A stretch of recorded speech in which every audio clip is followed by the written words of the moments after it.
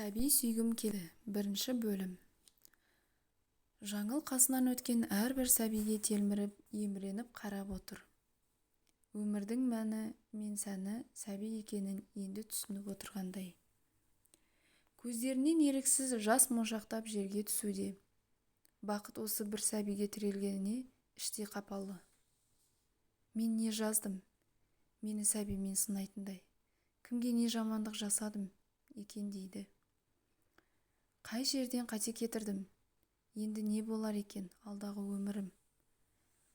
Бала сүймесем, Ерланның маған деген махаббаты өшеді ғой. Қу тіземді құшақтап, өзім қаламын ба деп болашақты ойлап, өз ойынан өзі қорқып кетеді. Жоқ, Ерлан мені жақсы көреді. Бірге бәріне жетеміз, бір-бірімізге демеу боламыз деп келіскен едік қой. Ерланның олай жасауы мүмкін емес, дейді. Өз оймен арпалысып отырып, қалай кеш қарайып қалғанын білмей қалды. Қой үйге барайын деген ой тұрса да, аяғын санап, сүйретіп, әрең келе жатыр. Сол үйге еш барғысы жоқ. Не айтамын, менен жақсы жаңалық күтіп отырған шығар. Таңертеңгісін дәрігерге көрінуге кеткенін біледі. Бірер күн бұрын жүрегім айнып, жүргенін көтердім бе деген үмітпен дәрігерге барсам, ештеңе де жоқ. Бірақ неге көтермейтініңді білмеймін. Көтере алатын қабілетің бар, денің сау, үмітіңді үзбе, деп жібереді дәрігер. Расында үйіне келсе, енесі мен жолдасы асыға күтіп отыр екен. Кіргеннен сұраулы жүзбен жаңыл жаққа қарап еді. Үндеместен бөлмесіне кіріп кетті. Екеуі де ештеңе сұрамады.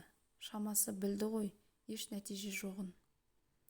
Жаңылдың жаралы жүрегіне жара салмайын деп, жолдасы да барынша көңілін аулап жатыр. Жаным, мен сені жақсы көремін. Бәрі алда, барлық сынаққа төземіз. Еш мойыма, мен сенің жаныңнан әркез табыламын, дейді. Ерланның бұл сөздері Жаңылды қайта қуаттандырғандай, өз-өзіне келіп, кешкі тамақтың қамына кірісе кетеді. Ерлан мен Жаңылдың үйленуіне 5 жыл болды. Екеуі студенттік шақта танысқан еді.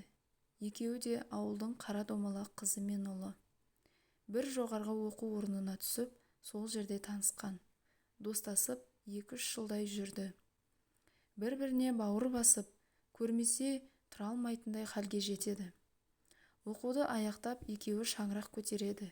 Дүркіретіп тұрып, той өткізеді. Ерланның әкесі жоқ еді.